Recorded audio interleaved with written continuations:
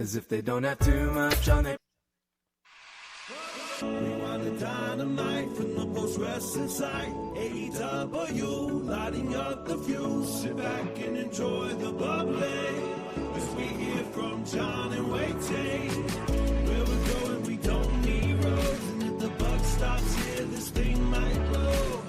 Everything you hear are opinions of the show. And if you don't like it, go to the forums and let them know. It is John Pollock and Wai Ting here on a Wednesday, to chat about Dynamite. You could have just let that run. Not one person would have noticed, except for Brian. If you could only see, I've lost the scroll bar for some reason on StreamYard. So I couldn't so I had to minimize everything to really, really tiny spaces so that I could even press the button. And that's why, well, you heard what you heard. People don't understand what's going on your side. It's a lot easier for me here. It can be a little chaotic, yeah. Mm-hmm. I just read, do the odd impression. Easy. And I'm out of here. We're here tonight to chat about Dynamite from the Toyota Arena in Ontario, California. 4,024 tickets distributed, according to WrestleTix. This was the site of Dynamite 300 last July that had just over 5,000. So was a decrease from that big episode last summer, but still a good audience by Dynamite standards when you're doing 4,000 people. It's not often that they're hitting the 4,000 mark. And the big return, Bryan Danielson back on commentary. This was worth the neck pain to come for this show, which I wouldn't doubt. I would deal with some neck damage to have seen this show. I mean, he does, I believe, still live in Napa, so at least it's not. He might have not even needed to fly. If he maybe rode his bike. Take the drive. From there, maybe. Yeah, I'm sure. Mm-hmm. Yeah, long ride.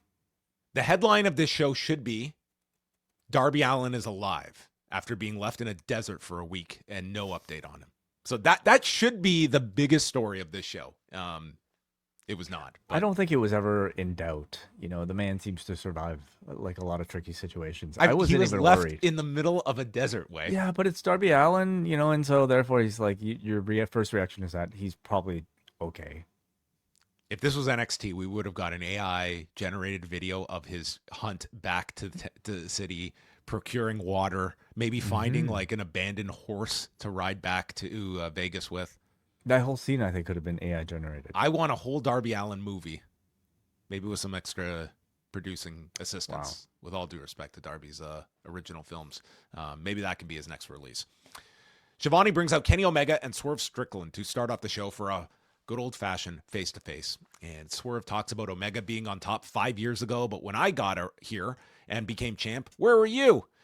He says, you were either laid up in a hospital or suspended. And now you just march back into the title scene using your EVP power? Dude, have you been watching this show?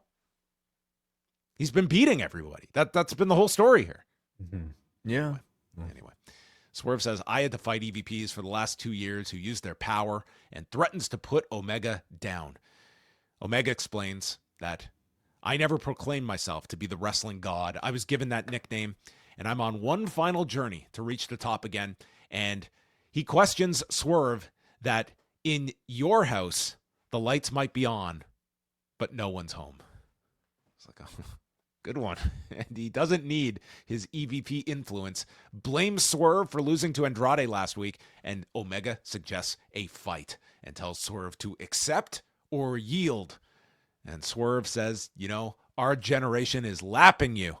And Omega pushes back on Swerve, saying, you're not the most dangerous guy here. I'd say that's Brody King, which is literally our only, well, not our only mention. We got a brief video teeing up MJF and Brody King, but I was semi-surprised at the lack of Brody King on this show. I imagine they gave them the night off because of maybe, I don't know if they're doing promotion over there, or maybe they just wanted to let them go there earlier. You also didn't have Harley and Willow on the show. So I imagine a number of the performers might have just gone early. So Swerve says he's going to put Omega back in the hospital, and Omega slaps him. And this leads to a incredible brawl that these guys had. Omega gets a chair. They go into the crowd, up the stage, and he hits a V-trigger into the screen on Swerve, and then teases a one-winged angel off the stage when Swerve stabs him with something and tackles Omega off the stage through the table. And if you thought that this was going to be held off, it's coming at you next week in Sacramento. So big match for next week's TV.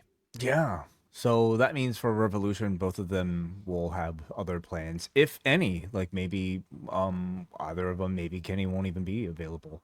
But I thought for this segment, as a talking segment, I thought it was good. It certainly felt serious enough, which is, like This more is than not effective. Becky and AJ Lee. No, this is a bit better than that. But I would say, like, comparing it to maybe some of the the best, talking segments we've had, I'm thinking like, Punk and Reigns, for instance. This was nowhere certainly- near that. Yeah, I give this more of a B.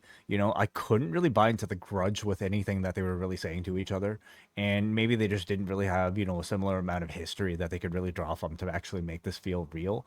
It's But kind of what it felt like. Yeah. I felt like Swerve went for like, I don't know. It just felt kind of like Your generation, like my generation's better than yours. I guess, like, are they in different generations? I guess you could say within the AEW. there's 7 life. years between these two, so it's like it's not a not strictly insignificant age, gap, not but- strictly age, but like Yeah. in terms of like the champions within AEW, I guess you could say. I guess I never really thought about that so much, but it didn't feel that personal to me, But for a TV match, maybe this was about as much as they were going to go into. But the brawl and everything afterwards was really strong. Do you think we get an outcome in this match next week? Yeah, I do. We always You know? talk about the time limit draw, and it is so rare that they ever do the time limit ending. So I think you're right. I think we probably end up getting a winner in this. So if we don't, let's say we don't get a result, where would the rematch take place? Are you? Well, if you were to do the draw and come back with something, then that I would try and hold off to the pay-per-view, providing Kenny has the freedom, because he has to do this event in Japan. And if he's available for a Revolution, then that's when I would run it back if they do something without an ending next week. But we'll see what they do. It's certainly going to be a big match for next week's show. Renee interviewed Fletcher and Callis, and Fletcher is returning home as champion when he wins the title tonight and asks Don Callis if he can do this on his own tonight. And Callis is like, cool. Moxley, Claudio, and Pac. Further really signifying the babyface teasing of Kyle Fletcher, and certainly next week you'll see that in full force. This Saturday, I think you'll see that. Yeah, that's what I meant. Yeah. Saturday. Yeah. So it's Moxley, Claudio, and Pac against Konosuke Takeshita, Josh Alexander, and Mark Davis, who, at least this early in the Jake Doyle injury, they are not forgetting about Mark Davis. Not at all. Yeah, this guy is, He's been this great. is the benefit of being part of the world's largest group, is that you can be thrown into these multi-mans, and he is great in these. I really enjoyed this trios match a lot. Claudio, they built up to a hot tag to Claudio, and he hits the giant swing on Alexander, but gets stopped as Davis comes in, and Davis and Claudio just go at it, and Davis goes for a lariat that's cut off with an uppercut. These guys were just throwing everything at one another. All six are in, and they're delivering strikes to one another. Takeshita hits an exploder on Moxley, and then they're all hitting this series of running uppercuts to Takeshita in the corner, and then send him into Moxley's cutter. The Don Callis family, then they take over, and they take turns with Germans on Moxley. They're beating him down 3-on-1 when Claudio and Pac take the others to the floor, and Moxley is left choking Josh and putting him up for the Death Rider and pinning him in 15 minutes and 5 seconds. Really great start to the show. Really excellent match. Another excellent match in this series between the Don Callis family and the Death Riders. Still could have used some glass Definitely. for the opener. Come on. Yeah. I think the Death Riders are working really well as babyfaces in this feud, and in this case, they were able to utilize Pac with his smaller size as an effective underdog, in addition to John Moxley, who this crowd, just already sees as like one of the biggest babyfaces on the show.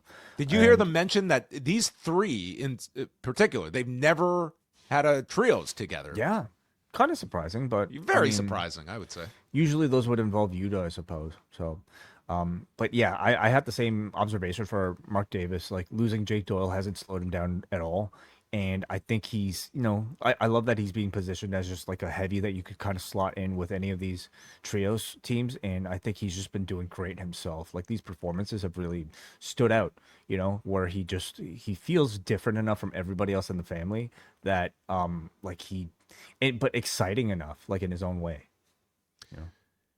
They did not have anything in between matches here because right into the TNT title matches where we go next with Tommaso Ciampa and Kyle Fletcher. Callis is on commentary, and Lance Archer got to have a ringside standing room only portion to watch this one. Ciampa early on gets caught with a half and half on the floor, and Fletcher starts targeting the neck, and Danielson explains all the downstream effects of going after someone's neck and how that can lead to concussions. I mean, sounded like a man speaking from experiences. Ciampa runs, misses the knee strike going into the steps, but then recovers and hits the Psycho Driller onto the steps, which looked like a fun fall here for Kyle Fletcher. One that he'll feel on that flight to Sydney. Then he slides into the ring immediately. Ciampa hits a sliding knee, which is the way he has won his previous matches, and this time it's only a near fall. And then we just intensify things. There's an apron bomb to Ciampa. Then after 2 attempts, Fletcher hits the brainbuster. Ciampa kicks out, and this crowd is pretty amped for this.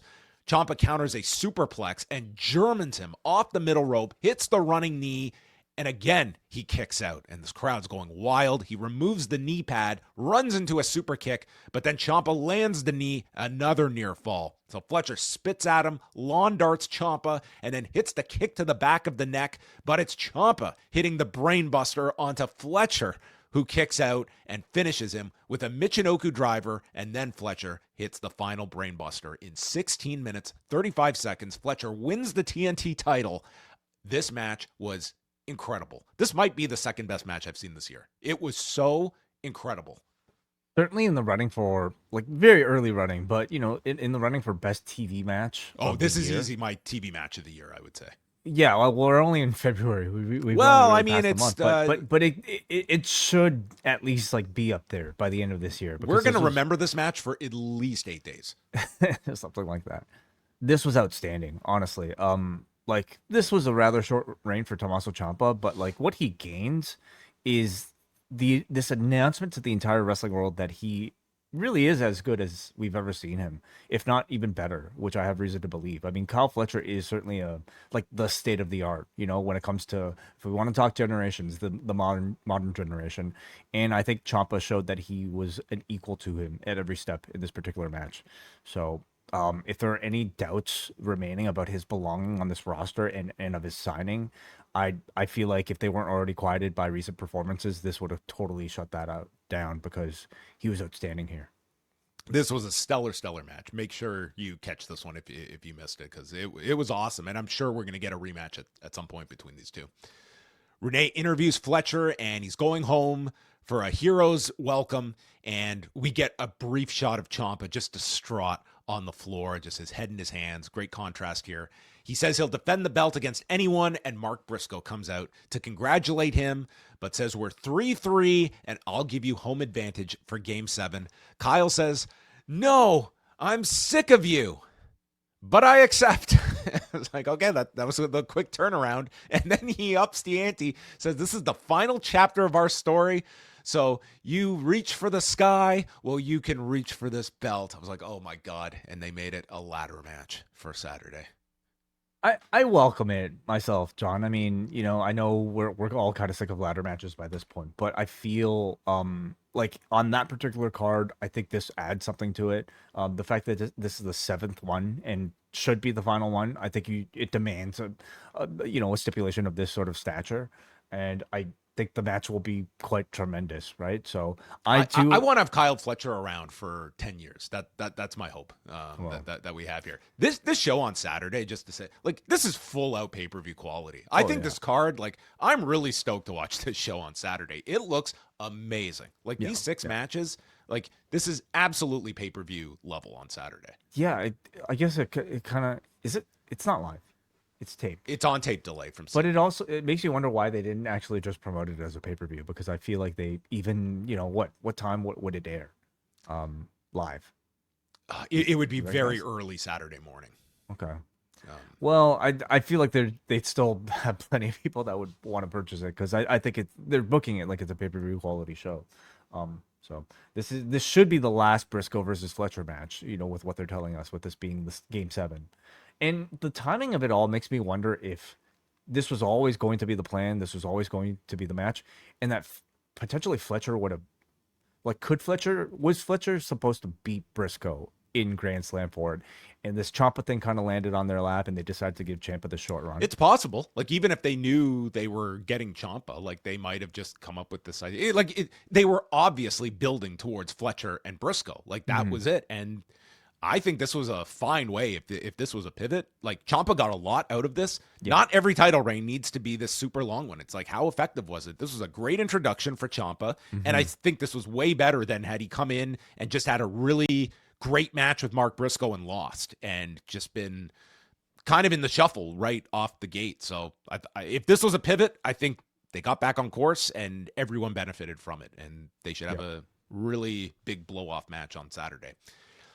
Big news was the announcement of tickets going on sale for All In at Wembley in August. So the pre-sale is March 16th, and then the general public on sale is March 20th. So those will be very, very important in terms of how they are, how ticket sales get off. And it's hard not to look at these Will Ospreay videos, and if you're a fan that's going to these shows, is expecting to see him on this show, because it feels like we are telling this story this many months away for this show. But yeah, this is going to be very, very interesting to see how strong tickets get off the ground when they go on sale in a month. I'm really curious to see. I mean, there's no way I think we'll be able to actually measure this, but how many people will be tweeting that they're not going to WrestleMania this year and instead, or not going to WrestleMania even next year and choosing instead to go to this show?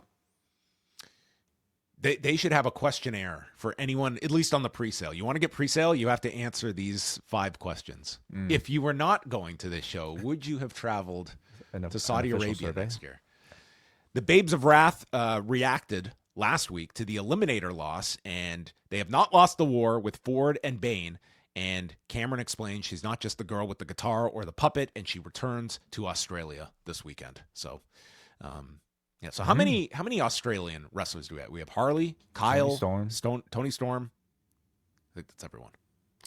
Yeah. No one else really comes to mind.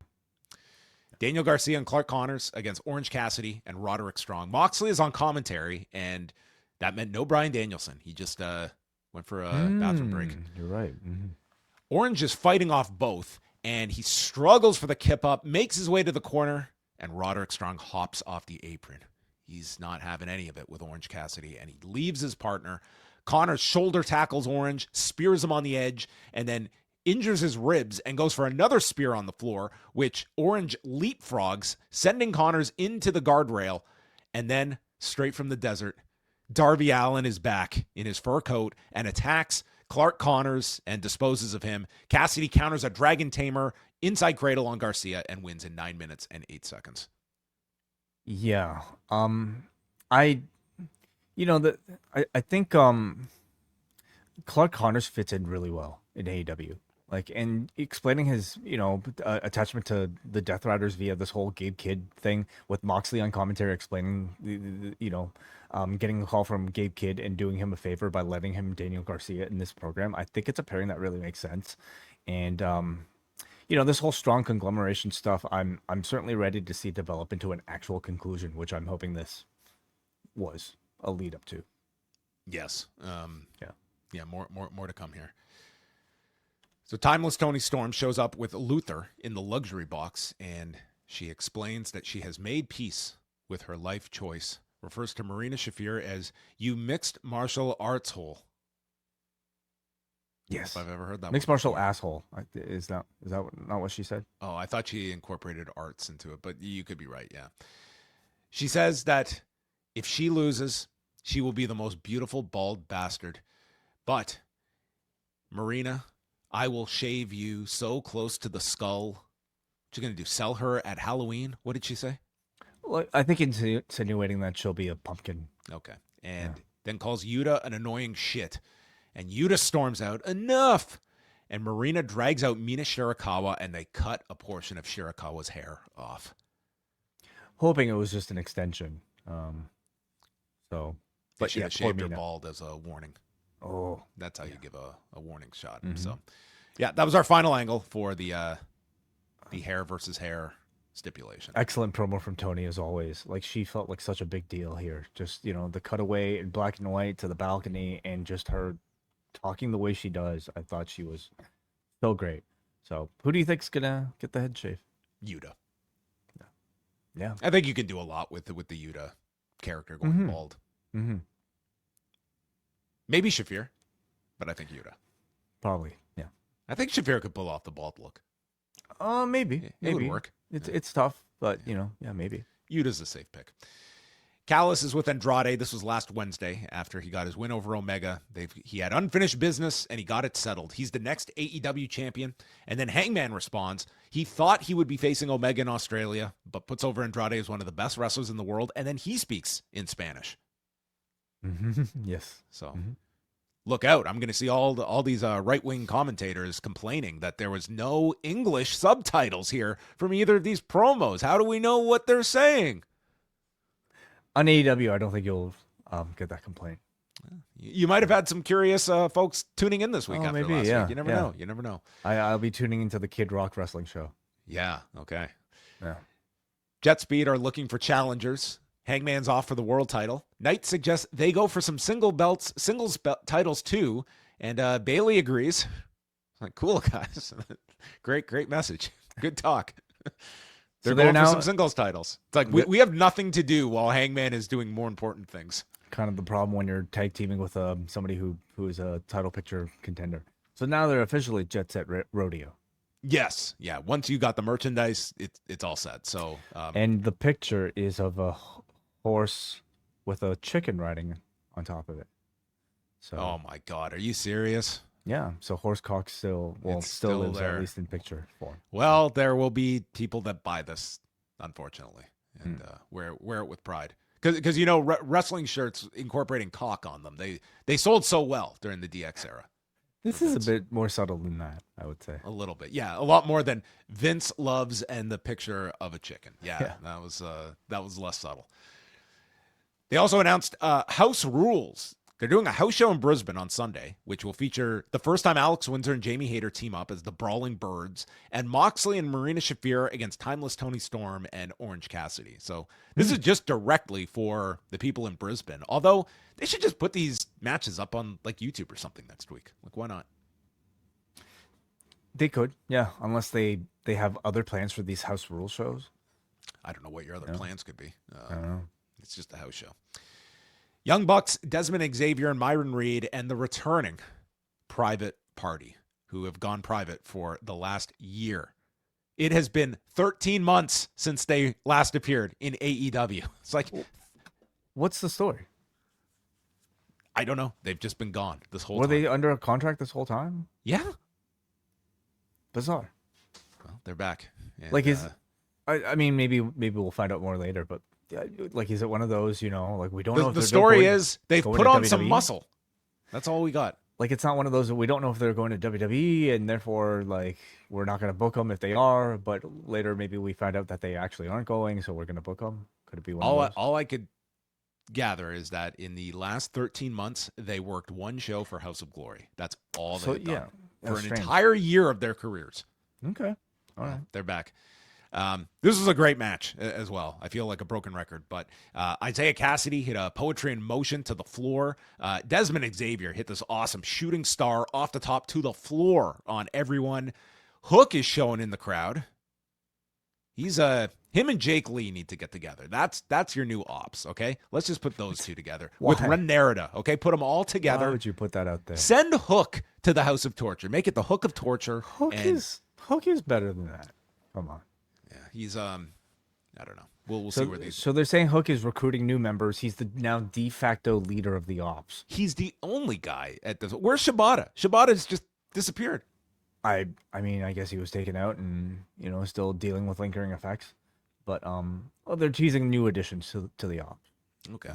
Well, They hit the gin and juice onto Xavier. All 6 are down. Xavier hits a poison Rana, and then Myron Reed leaps over the top with the flame on to the floor, follows with a 450. Matt and Nick makes the save for his brother, and then after a springboard by Reed is caught with double super kicks, Xavier goes for a handspring and upside down gets super kicked by the Bucks, and they finish Mark Quinn with a they hit the BTE trigger on Quinn and then a Meltzer driver onto Myron Reed, who takes the fall at 13 minutes, 42 seconds, prompting FTR to come out and cut a promo on the Bucks, stating that we are the 2 greatest teams of this generation, 18 titles between us, and once we were jealous of you guys, but now you guys are comfortably number 2, and they keep doing the brother love gimmick where he takes the microphone away. Finally, the Bucks super kick them, grab the belts, and then they pretended they were going to super kick Stokely before leaving. So FTR and the Bucks coming up soon. But what did you think about the 3-way?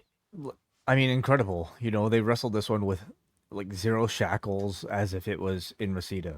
And I thought like this was the type of match where like these talents were able to be as creative as their imaginations and their bodies would allow.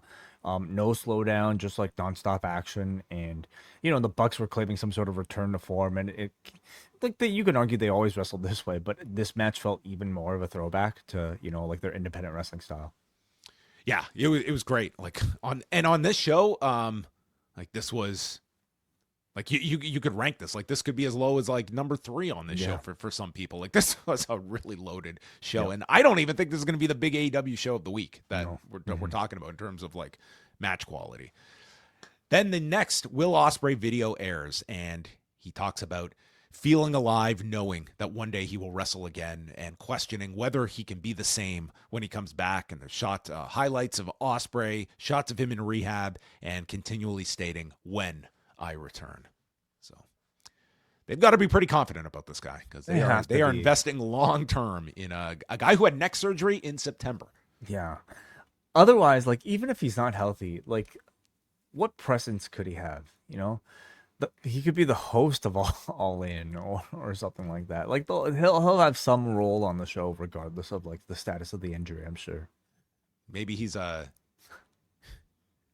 a hologram version of himself. A hologram Ospreay. Yeah, not played by hologram, but different. Oh yes, hologram. Right. We had a very brief video on MJF and Brody King. I was surprised. Like this was near where Brody King is from, but you could be right. They could have sent him to Australia early, but and it would be an interesting question about how all of last week's publicity, how that was received internally, and because I have to imagine that Brody King would have gotten those chants tonight, and I think he'll get even in Australia. I think there's a very good chance he could get those chants in Australia on Saturday. So we will see. And we go to the main event: Kris Statlander, Thekla for the strap match in the strap match for the women's championship. And Bryan Danielson tells us that this is the same strap that they used in his match several years ago with the unnamed Ricky Starks / Saints, and said it's very hard to clean the strap, so my blood is still on it. It's like, that's absolutely disgusting. And I think we could have a backup strap purchased. You think we could not invest in a new strap for a match if it means the dude's DNA is all over this? I mean, how often are you using the strap? Okay, like what, like once a year? Well, come on, you got to get your money's worth off of this strap. Leather probably doesn't get to come cheap these days.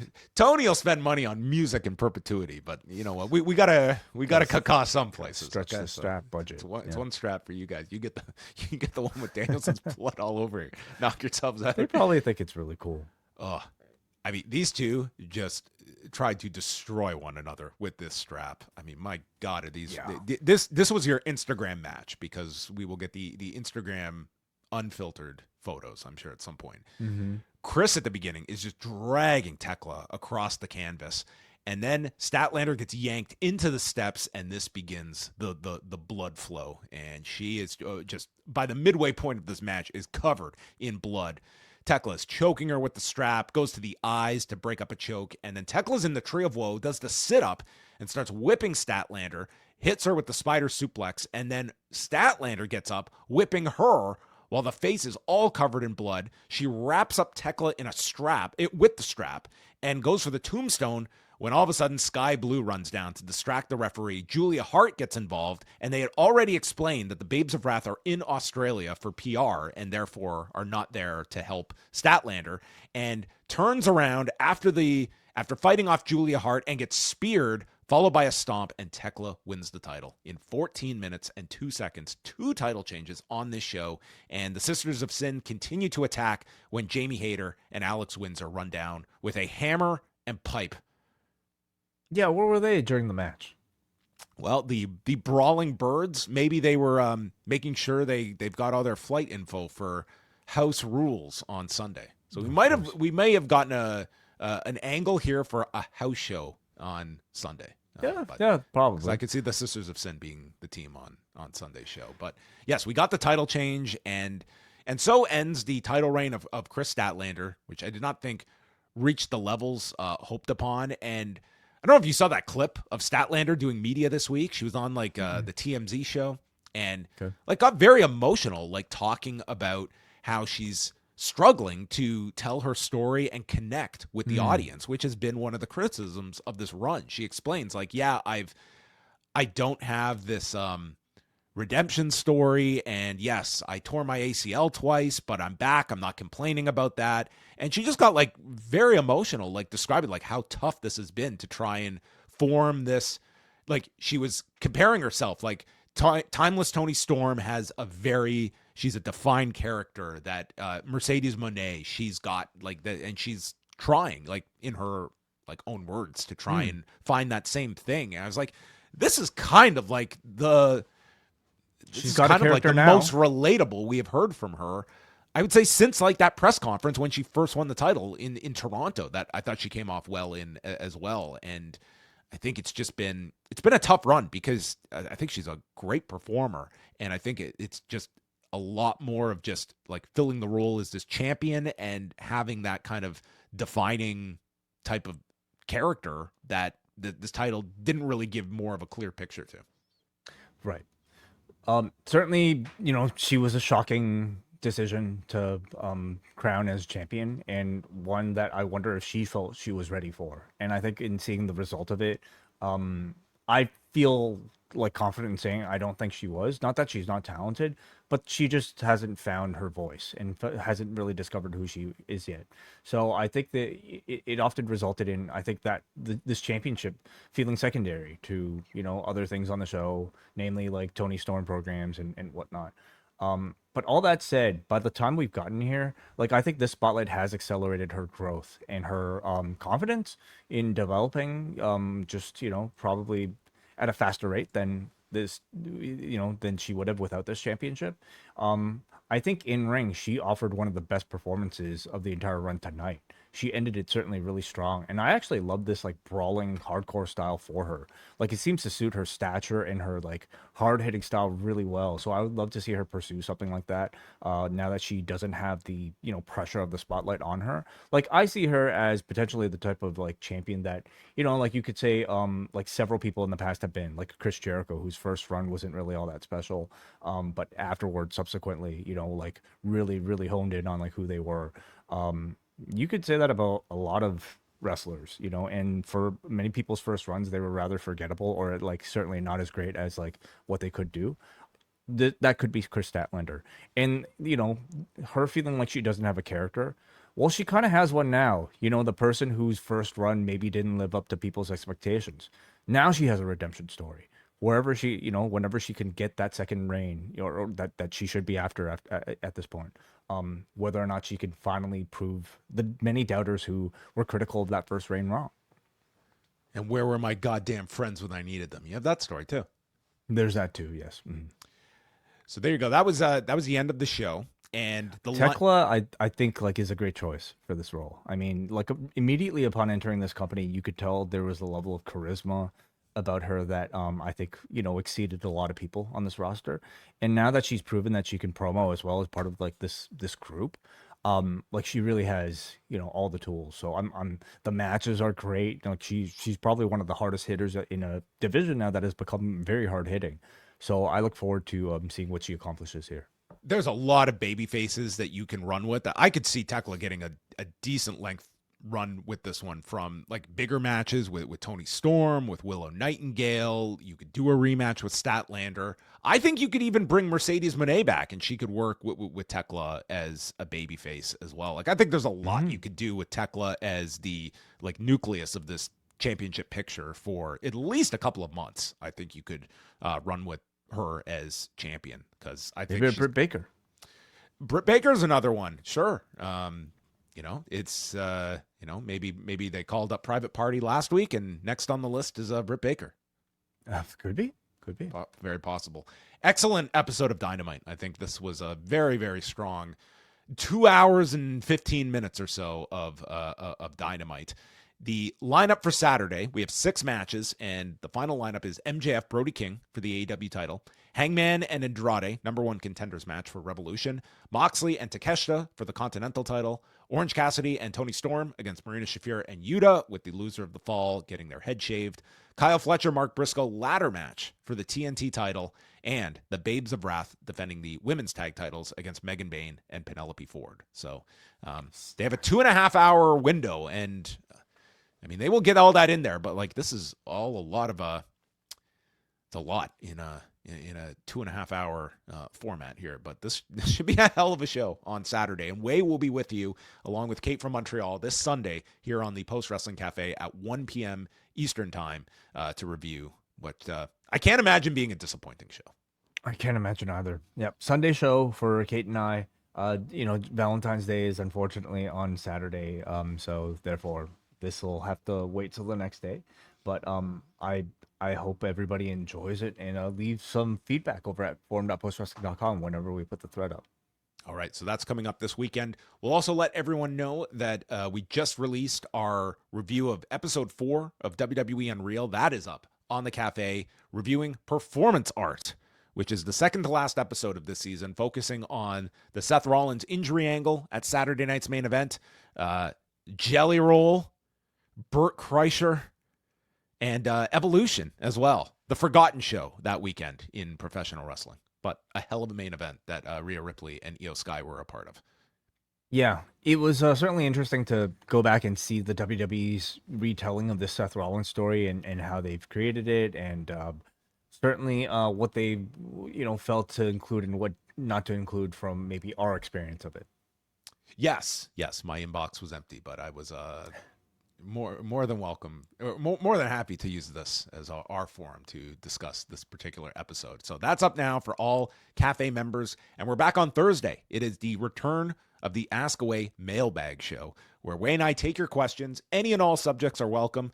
Anybody can submit questions at forum.postwrestling.com. But anybody who's a patron, we should clarify. Okay. Right. Well, yeah. Almost everyone. And I mean, who is not a Cafe member at this point? Oh, yeah. So get your questions in by Thursday morning, and we will get to your questions on this month's Mailbag show. And then the final thing is that Thursday night, it is the Thursday night primetime premiere of Pollock and Thurston, as we are moving to Thursday nights, 8:30 p.m. Eastern time, beginning tomorrow night. So you can tune in here on the Post Wrestling or WrestleNomics YouTube channels as we simulcast in prime time. Huge rights fee acquired for this big prime time move. So we will be live and coming at you on Thursday evening. So all of that to look forward to. We've got Rewind-A-SmackDown on Friday night, Grand Slam Australia on Sunday, and then Sunday evening here on the channel, it is the N.W.A. podcast. So lots of stuff coming your way for post-wrestling listeners and viewers. So we're going to say goodbye to everyone here on the YouTube channel, and for all of you on the Cafe, hang tight, because now it is time to visit your feedback.